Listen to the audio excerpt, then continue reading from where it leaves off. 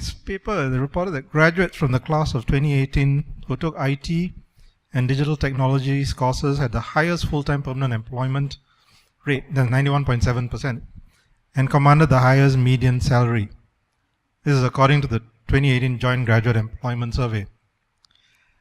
Now, is that going to define us continuously? The fact that we need to have the highest possible salary. This is the discussion that we had before about you being doctor, lawyer, engineer, right? So now and then it went to the financial part of it. You needed to be a banker, private banker preferably. But now, is this the new in job that everybody's going to go chasing after? And is that really going to help in any way? Or is it just going to flood the market with people who may not be able to contribute anything worthwhile? Well, we are certainly aware of that. In fact, from our perspective, that is a good news to us because we are in the business of education. So the more students or the more younger generations who are interested in subscribing our course and our degrees, the better off we are, essentially.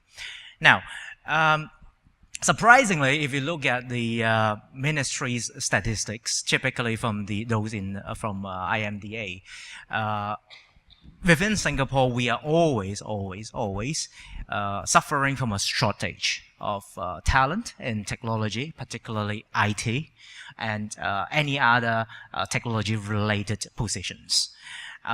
So that is essentially one of the fundamental arguments whereby the policymakers are using to argue that we need basically foreign talent to fill up this job demand.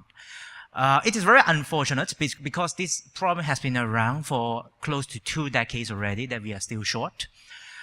In the past, the best paying job definitely are medicine and lawyer, essentially. What happened is that we can see a very substantial change in terms of the sentiment because of salary. That technology-related positions are actually paying very well. Based on my understanding is that currently, in terms of enrollment into NUS, to do a bachelor degree in business analytics, for example, the entry requirements in terms of their score is actually quite equivalent to that of medicine and law. So you can see the kinds of students who are actually enrolling into technology-related courses. And very logically, the reason why they are so driven is because of the outcome that they are expecting to get, which is very, very good job, very, very well-paid job. And that's what we are seeing.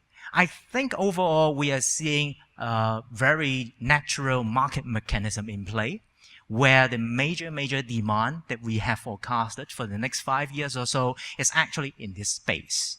And hence, companies are paying a lot in order to recruit this talent. And don't forget, they are still short.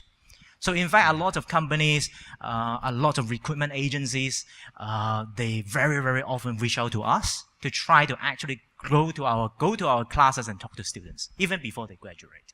So these days, it's not surprising to actually see students receiving multiple job offers before they graduate. Would it be a situation where you will find the graduates out of here would be very good at running the businesses, but not necessarily setting anything up? Yep, that is actually one of the unfortunate problem in the local context, whereby my personal opinion on this is that we are very comfortable of remaining mainstream, that's what I call it personally, and instead of going actually out of this main system of having entrepreneurship, innovating and creating businesses or any other kinds of new things on your own. Generally, indeed, you are right that these very well-paying jobs and offers are in fact affecting the motivations of our students to actually try to create new things. But I do actually start to see some changes as well. Probably this is actually related to the changing nature of jobs, that the younger generations, the current undergraduates, a lot of them actually, they don't mind to create something. because of probably of the technical skills that they are trained with. So they don't mind to actually spend some time to create some apps on their own, create some dashboards or analytic solutions. It might be just like toys and child's play, but you can see that they have that little bit of initiatives.